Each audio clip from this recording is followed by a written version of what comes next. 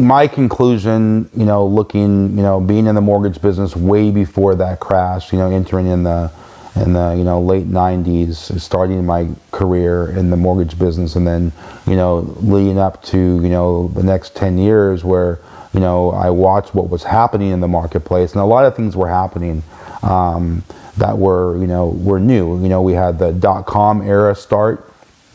I was close to the Silicon Valley, and things in the Silicon Valley were nuts. I mean, I remember homes in Fremont and San Jose that were probably worth $500,000 selling for $1 million, selling for $1.5 million. It was the first time I'd seen anything like that. I mean, it was astronomical. You could buy a house and a year later have $1 million in equity in it.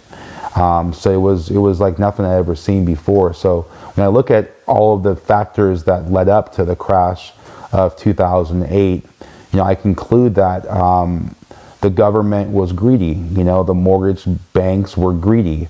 Money, was simple. It was easy to come by.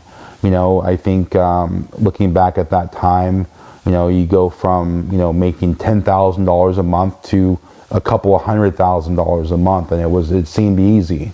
It didn't seem like it was challenging at all. And I think that the government was irresponsible with the way they let appreciation in most states, especially California, happen.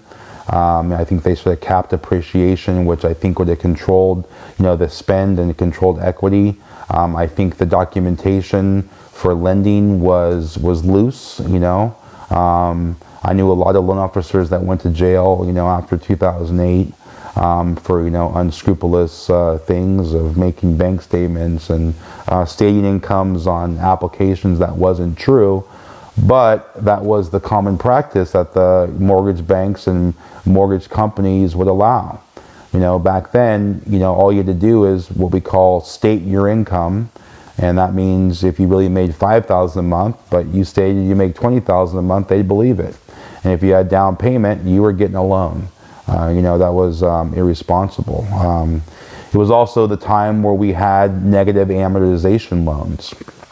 And that was a loan where you could pick your payment, literally pick a payment.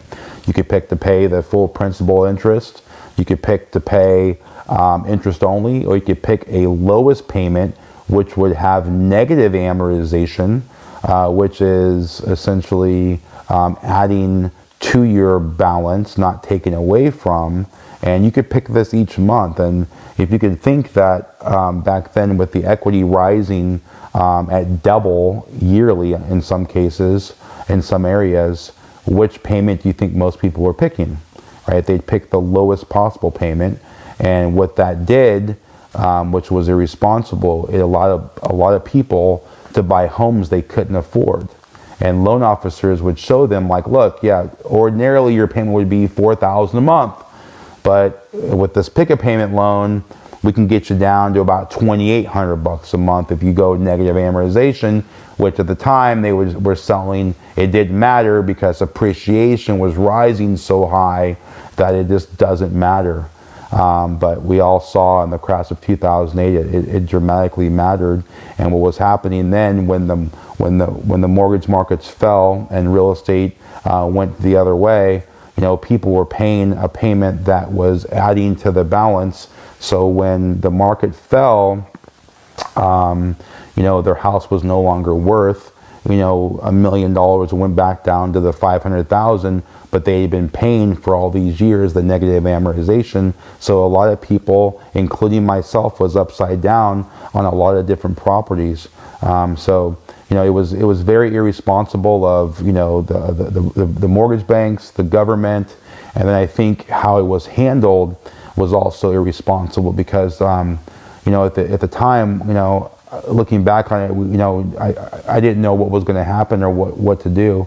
But if I just thought to myself, if the mortgage banks had just helped us restructure the debt with the government, like they did during COVID, everyone could make payments. It's just what payment could you make, right? And get reasonable, and then everyone could have kept their homes. I believe that the recession and crash of 2008 would have been rectified. That didn't happen.